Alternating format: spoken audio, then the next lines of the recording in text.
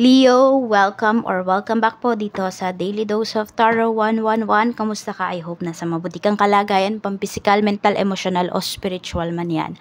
Ang video po natin na ito ay para lamang sa mga Leo na may malawak na kaisipan. Kaya po kung hindi kayo makaresonate dito, try nyo pong panoorin yung inyong other signs, Moon, Rising, and Venus. Huwag lang po kayo lagi magpo-focus sa sun sign po ninyo. At kung nalalabuan po kayo or nadidiliman kayo dito sa video natin, taasan nyo lang po yung brightness ng phone po ninyo para makita ninyo. So, yun lang yung tanging solusyon. Kasi walang stand yung yung ring light ko. So, di ko siya mailagay dito para maliwanag talaga. At kung nais nyo pong mag-avail ng ating private readings, makikita nyo po yung link sa description box.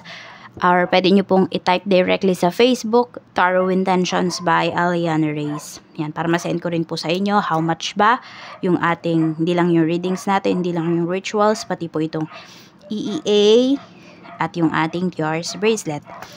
At kung hindi pa po kayo nakasubscribe dito sa ating channel, please subscribe na po and click na din po ng bell button para lagi kayong updated every time na meron tayong uploads. At maraming salamat po sa hindi mag-i-skip ng ads. Na din po kayo, mag-iwan na rin kayo ng bakas dyan sa ating comment section. So Leo, tingnan natin kamusta ba yung theme ng week na ito or 2 weeks na ito para sa'yo.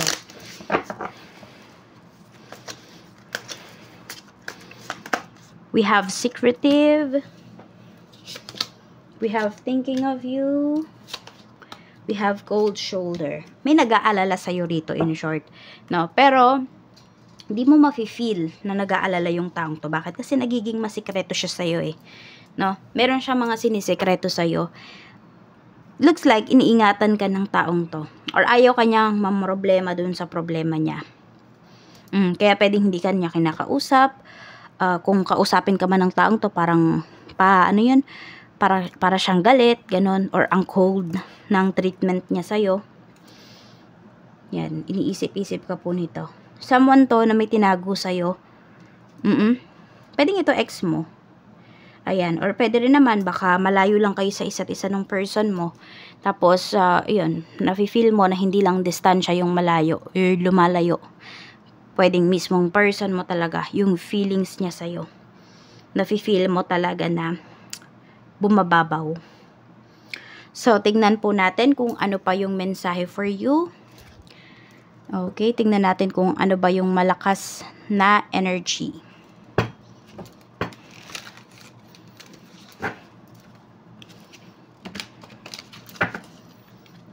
Positive energy po ito ha.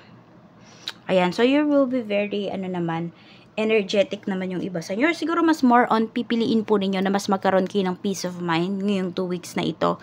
So, some of you rin, pwedeng need nyo talagang mag-exercise, Leo. So, parang ganito lang yan. Tatama rin ba kayo ngayong araw na to? Or hindi? Magsisipag kayo, ganun. So, pwedeng halos sa loob ng 2 weeks na to, araw-araw, kada gising mo, yan yung itatanong mo sa sarili mo. Magiging productive ka ba or tatama rin ka na lang buong araw na to? Yung tipong ganyan po.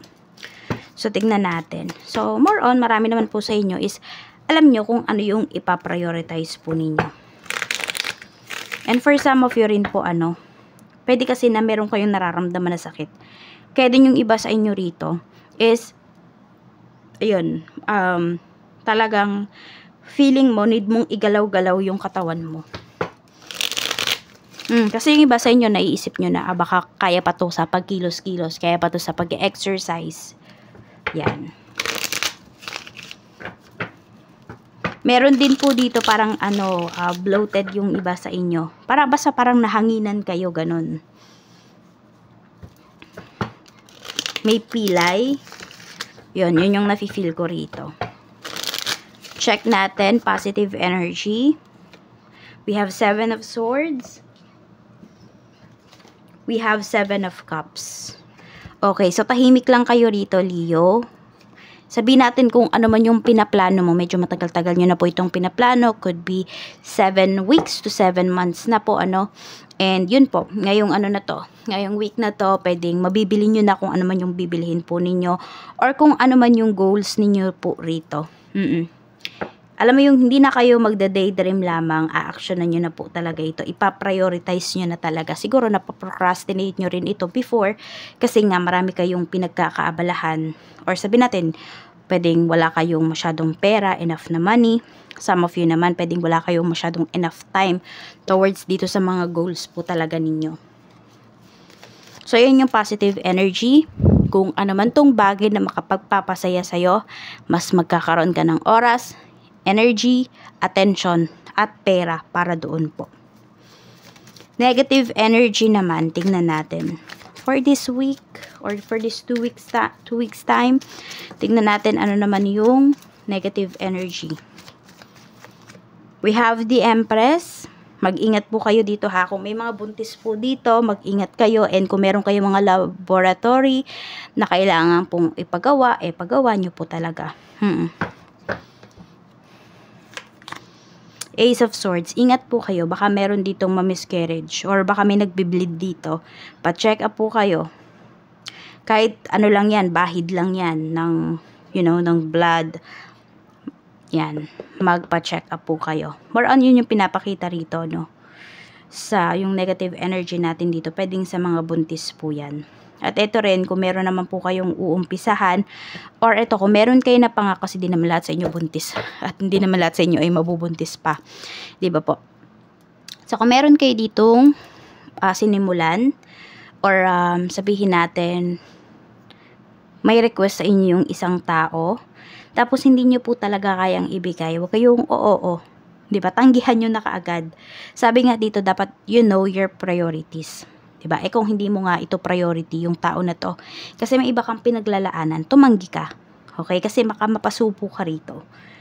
Leo, hindi mo naman pala mabigay yung gusto nitong taong to, yung nire-request niya sa'yo. Ang mangyari, baka i-chismis ka nito.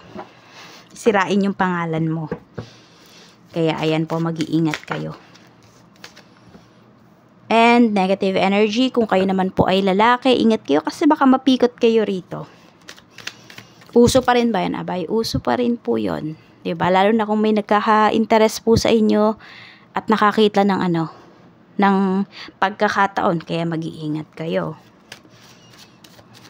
Yan, yung stress ninyo, pwedeng magmula po yan sa isang babae. Some of you, pwedeng ito, nanay nyo, asawa nyo, or any female figure. Yan po. Check natin sa kaperahan. Kamusta ang kaperahan? We have 10 of Cups. Marami sa inyo talaga fulfilled kayo pagdating sa inyo pong kaperahan. Ang ganda ng energy pagdating sa money. Masasabi mo talaga na sulit lahat ng sacrifices mo nitong mga nakakaraang buwan, nakakaraang weeks. The Chariot, may success po na paparating. Pwedeng ito ay salary increase. I-offer po ito talaga sa inyo. Salary increase. Ano pa ba? Pwede nga yung iba sa inyo dito, dalawa yung maging trabaho po ninyo. So, dalawang pagkakakitaan. So, punta po tayo sa work. Maganda po yung money ninyo. So, talagang, anuhin nyo lang po, tignan nyo kung saan nyo ba ilalaan yan. Sa trabaho, we have naman the Tower. 4 of Cups. So, parang meron dito gusto nyo nang umalis sa trabaho. Ayan, may pagbabago kayo na gustong gawin dito. I don't know kung bago ba yung management or nag-handle dyan sa company, sa trabaho po ninyo, no? Or looks like for some of you, is gusto nyo na talagang umalis. May pag-alis nga dito. May offer yata dito sa inyo, no? Para sa ibang bansa. So, kung ano po yan, i-go nyo na. Kung alam po ninyo na hindi ninyo kikitain yung kaya nyo kitain sa ibang bansa dito sa Pinas, go na po kayo sa ibang bansa. Mag-abroad kayo. Pero kung alam nyo naman na kaya mong kitain sa isang buwan yung kinikita doon, magstay ka na lang dito. Kasama mo pa yung family mo. So, yan. Tembangin nyo po yan. Hindi po imposible yung sinasabi ko. Marami na pong kumikita ng ganon. Kailangan lang talaga tiyaga. Diskarte. Yan. Kaya wag nyo pong sabihin na, imposibleng kumita ng ganyan na sa Pinas.